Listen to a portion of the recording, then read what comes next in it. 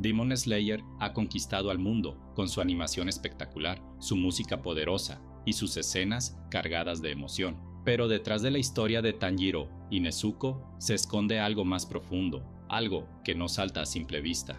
Esta no es solo una serie de acción, es una reconstrucción simbólica del alma japonesa, marcada por guerras, leyendas, espiritualidad y traumas colectivos que siguen sin resolverse. ¿Qué pasa si vemos esta serie como una reinterpretación moderna del Japón que intentó olvidar su dolor? ¿Y si detrás de cada batalla hay una metáfora, una advertencia o incluso una memoria colectiva? Este video no busca explicarte el lore de Demon Slayer, sino de dónde viene realmente. Vamos a descender a las raíces del anime, donde la historia, el folclore y la filosofía japonesa se cruzan con la narrativa de Gotouge para construir una obra que, sin decirlo abiertamente, habla de todo lo que el Japón moderno trató de enterrar.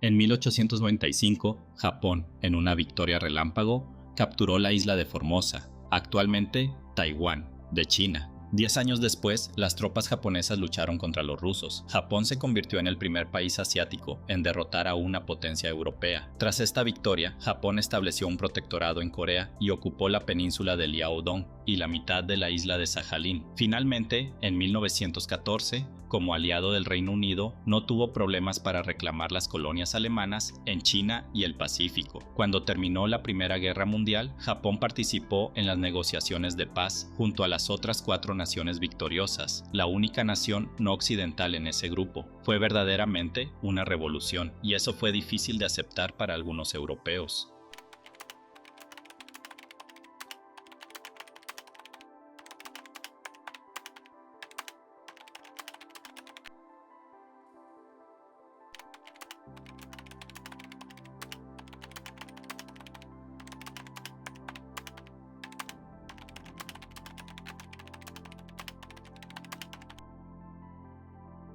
La era Taisho fue breve, pero explosiva. En apenas 14 años, Japón pasó por grandes convulsiones políticas, epidemias como la gripe española y movimientos sociales como la Marcha del Arroz de 1918, donde campesinos y obreros se rebelaron contra el alza de precios. Esta agitación generó un clima social denso, mezcla de esperanza y tensión. Durante esta época, las creencias tradicionales seguían vivas, pero comenzaban a chocar con las ideas modernas. El Parque Ueno fue un regalo del emperador a la ciudad de Tokio. En él se erige una estatua. El afecto popular hacia ella indica el fuerte apego a los valores tradicionales que subyace en el salto de Japón hacia la modernidad. El caballero samurái representa a Saigo, quien al principio fue un ferviente partidario del emperador Meiji, pero se rebeló contra el régimen cuando éste decidió despojar a los samuráis de sus privilegios. Se publicaron novelas de introspección como Yo soy un gato, de Natsume Soseki,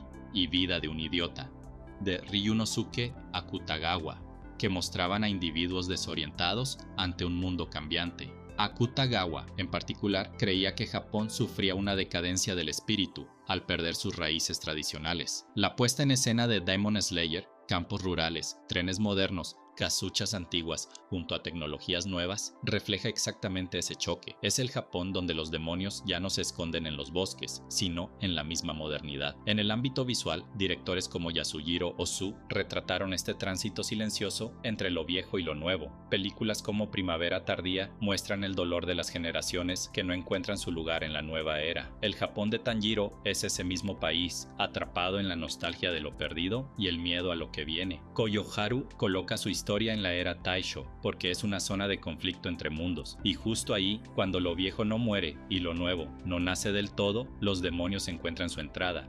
¡Muy asombroso! ¡Usted es el jefe! ¡Esa postura es más que espectacular! ¡Por favor, señora, hágame su discípula! ¡Por supuesto que sí! ¡Te convertiré en un gran cazador! ¡Ay, a mí también! ¡A mí también! Me encargaré de cuidar muy bien de ustedes. ¡El señor Rengoku es el jefe! Los cazadores de demonios recuerdan directamente a los Yamabushi del monte Haguro y Dewa-san-san. Estos monjes practicaban rituales extremos, ayuno, caminatas descalzos por la nieve y dormir en cavernas durante días. Creían que el sufrimiento físico purificaba el alma y conectaba al cuerpo con las fuerzas naturales. En la guerra de Genpei, de 1180 a 1185, los Sohei, o monjes soldado del monte Hiei, pelearon contra clanes samurái. Usaban naginatas, armaduras rituales y oraciones para enfrentar tanto al enemigo como a los espíritus. En textos como el Heike Monogatari se narra la figura de monjes que pierden su camino espiritual y se convierten en entidades vengativas. Los rituales de purificación como el Misogi o el Shugyo, practicados aún hoy en el sintoísmo y el budismo zen, se centran en dominar el cuerpo para trascender el sufrimiento. En el entrenamiento de Tanjiro, esa lógica está presente. La respiración no es solo táctica de combate, es un medio de transformación. En tiempos modernos, el crítico Donald Richie, uno de los mayores estudiosos del cine japonés, decía que el héroe japonés tradicional no busca gloria externa, sino la armonía interior. Eso es exactamente lo que hace Tanjiro. Se entrena no para ser fuerte, sino para estar en paz. Los cazadores de Demon Slayer no nacen de la fantasía. Son herederos de siglos de tradición guerrera espiritual. Guerreros que deben pelear por fuera, pero sobre todo por dentro.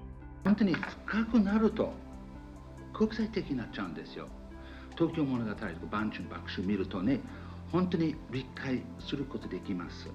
本当にやっぱり私たちよくわかる人間だということですね。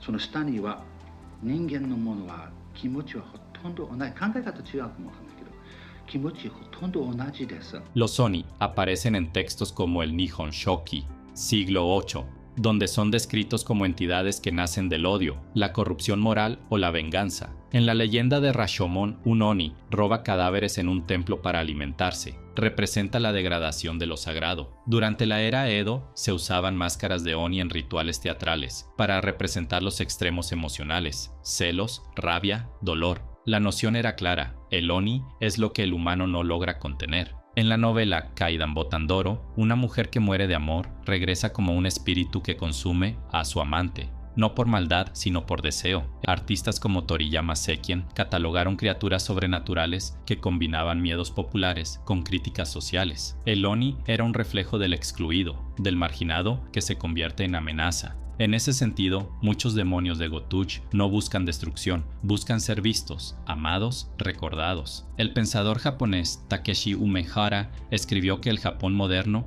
nunca sanó del trauma de haber enterrado su espiritualidad. The humans are at the center and things rotate around them. Such a human-centric philosophy must be abandoned. We must return to the idea of coexisting with every living being. As expressed in the principle, all nature has the Buddha nature. Los Oni de Demon Slayer son los fantasmas de lo reprimido, lo negado, lo expulsado del discurso racional. Los demonios no son enemigos a destruir, sino síntomas de una enfermedad emocional y cultural. Gotuj humaniza al monstruo para que el espectador se enfrente a una verdad incómoda. A veces, el mal nace del dolor mal resuelto. Pues verá. Para mí este es un sueño maravilloso. El morir por su propia mano será un gran placer. Disfruté mucho escuchando los lamentos de los demás demonios. Fue una delicia. Tanjiro representa una figura muy antigua, el héroe campesino, aquel que encarna la ética del sacrificio, la humildad y la bondad sencilla. Personajes como Kintaro o Momotaro, niños nacidos en las montañas, criados por animales o ancianos que bajan al mundo para luchar contra demonios y proteger a los suyos, representan esa estructura del niño bueno, que actúa desde la compasión. En el siglo XIX, Ninomiya Sontoku se convirtió en figura nacional. Huérfano desde pequeño, trabajaba mientras leía y terminó reformando pueblos enteros con ideas agrícolas, económicas y morales basadas en el trabajo, la humildad y el deber. Tanjiro tiene la sensibilidad de los personajes de Kenji Miyazawa, autor de El tren nocturno de la Vía Láctea, donde los protagonistas viajan no para llegar, sino para comprender el dolor de los demás. También recuerda a los protagonistas de los cuentos budistas Yataka, donde el Buda reencarna como campesino o siervo para enseñar la compasión. Incluso en el cine de Hayao Miyazaki vemos esa figura. Ashitaka, en La princesa Mononoke, es el espejo perfecto, noble, respetuoso, pero firme. Ambos son figuras éticas, no heroicas, en el sentido occidental. Tanjiro no lucha por ego ni por gloria. Su fuerza es la ternura. Representa el Japón rural, ético, el que todavía cree en que la bondad tiene un lugar en un mundo roto. 日本の風景を僕自身が発見したんです。再発見したんです。それで僕は日本って国嫌いでしたから、その自分の子供時代に対する手紙として日本の風景がもっと美しいっていうことを、テレビがなかった時代です。だから子供が表で元気に遊んでいた時代を考えて、そうするとあの時代になったんですね。で風景そのものは自分の生活の周辺にあったものをいろいろ集めて見て、その当時まだあったもんです。開けて。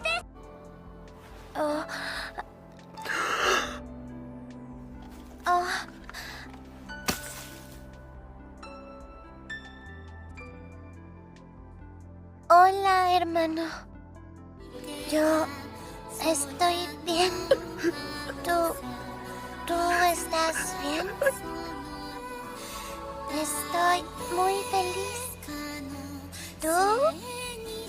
Nezuko es una víctima, como los Hibakusha, como los huérfanos de la posguerra, como las víctimas del tsunami de 2011. Ella no pidió ser demonio, pero debe cargar con eso. Su silencio recuerda a Hotaru no Haka, la tumba de las luciérnagas, donde la hermana menor apenas habla, pero su presencia dice más que cualquier discurso. También se vincula con Sadako, la niña del anillo que representa la ira de las mujeres silenciadas. Nezuko no se deja consumir, duerme para no herir, lucha para no convertirse, como las damnificadas invisibles descritas por la socióloga Chizuko Ueno. Nezuko no tiene voz, pero su existencia incomoda, cuestiona, resiste. Autoras como Banana Yoshimoto han retratado el trauma femenino con una estética silenciosa y contenida, donde las heridas no se gritan, pero tampoco se olvidan. Nezuko es eso, una cicatriz viva. それを調べていくのは私の興味の一つです。で、日本の状況ですけれども、日本は今もう本当に混沌とした状態にあって、一つの町の片方では夫が妻を殴って、で一つの町では奥さんが旦那さんを殴る、旦那さんや子供たちを殴る。それである会社ではもう女の人は役職がない。それからお茶も全部女の人が入れる。だけれども、別の会社では女が社長で部下の名前を呼び捨てにしてすごく若い愛人を持ったり、とにかくどんなことでもあるのが今の日本の状況です。でもそうですよ。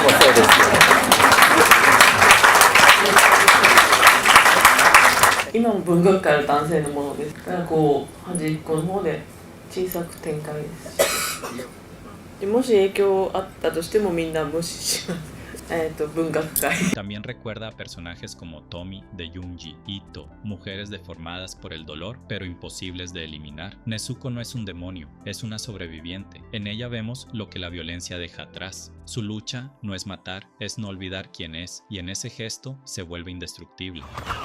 Mientras realizamos las misiones que nos asignan, derrotaremos a los demonios que sean necesarios. Cada demonio en Demon Slayer tiene una historia que podría haber sido la de cualquier persona real en tiempos de crisis. Akasa, por ejemplo, que pierde a su prometida por falta de medicamentos, recuerda a miles de hombres que, en el periodo Meiji, vieron morir a sus familias por la desigualdad. Su dolor lo vuelve inhumano, pero su historia lo vuelve reconocible. Rui, que mata para construir una falsa familia, recuerda a las sectas modernas como Aum Shinrikyo, que usaron el abandono y la necesidad de pertenencia para manipular y convertir a sus miembros en fanáticos. Harold described himself as the reincarnation of Buddha, and he was really good at recruiting. He knew how to talk to the young people. そしてもうあっという間に引き込まれていったっていう感じで。They charged huge amounts of money. It's just a very successful business model, starting your own religion. En el cine japonés, películas como Confesiones de Tetsuya Nakashima muestran a jóvenes que se vuelven monstruos por la negligencia adulta. Los críticos como Hiroki Azuma han hablado del animalismo emocional en el anime moderno, la idea de que los personajes actúan desde el impulso emocional puro. Demon Slayer invierte eso, nos obliga a entender ese impulso, incluso si viene de un asesino, que el mayor acto de resistencia ética es llorar por el enemigo. Koyo Haru propone algo radical, que el enemigo puede ser también víctima, que la venganza es estéril y que la compasión es la única forma real de vencer al mal, no con odio, sino con memoria. ¡Deja a mi hermana! Te lo ruego, no me quites a mi hermana. Te lo suplico. Te lo suplico. Por favor, ella es lo único que me queda. Demon Slayer es más que un anime de acción, es una relectura espiritual e histórica de Japón. En su superficie hay batallas espectaculares, pero en su interior hay siglos de dolor, de transición, de búsqueda de identidad. Desde la era Taisho hasta las leyendas del periodo Heian, desde los monjes guerreros hasta las víctimas del trauma moderno, la obra de Gotouge construye un puente entre lo que fuimos y lo que aún no sabemos cómo dejar de ser. Tal vez por eso Demon Slayer duele, porque sus demonios no vienen del infierno, sino de nuestra propia historia. ¿Qué opinas tú? Deja tu opinión en los comentarios y no olvides darle like y suscribirte para más videos como este. Nos vemos, hasta la próxima.